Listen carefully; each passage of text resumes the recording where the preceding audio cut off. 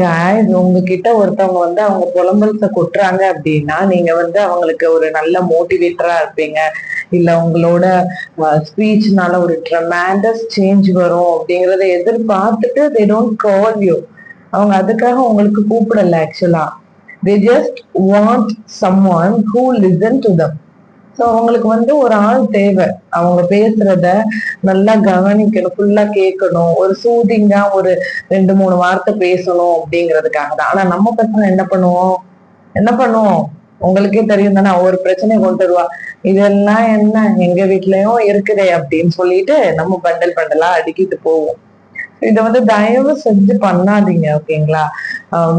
இல்ல உங்களுக்கு அந்த மாதிரி ப்ரைஸஸ் தெரியல அப்படின்னா இந்த வீடியோ கண்டிப்பா ஹெல்ப்ஃபுல்லா இருக்கும். அண்ட் அது மட்டும் இல்ல, இந்த வீடியோல நம்ம அந்த ப்ரைஸஸை எப்படி இங்கிலீஷ்ல சூப்பரா சொல்றது அப்படின்னு தான் பார்க்க போறோம்.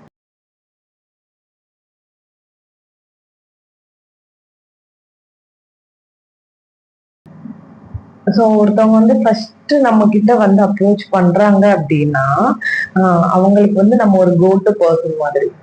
சென்டென்ஸா நான் சொல்றேன், உங்களுக்கு இன்னும் புரியும். You have always been my first go to person. You have always been my go to person. நீ தானே இருக்கிற, எனக்கு வேற யார் இருக்கிறா அப்படின்னு சொல்லிட்டு தான் அவங்க நம்ம கிட்ட வருவாங்க.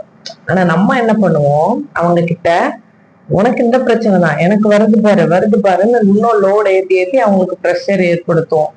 ஆமா தானே? தயவு செஞ்சு அப்படி பண்ணாதீங்க. அதுக்கு கவலைப்படாத, நான் இருக்கிறேன் அப்படின்னு சொல்லுவோம்ல, நான் இருக்கிறேன் கவலைப்படாத அப்படிங்கிறத இங்கிலீஷ்ல I'll always be there in your corner. I'll always be there in your corner அப்படின்னு சொல்லலாம். அண்ட் என்ன நடந்தாலும் பயப்படாத, உன் பின்னாடி நான் இருக்கிறேன். விச் மீன்ஸ் நீங்க ஒரு பில்லர் மாதிரி, அவங்களுக்கு ஒரு சிஸ்டம் மாதிரி இருக்க போறீங்க.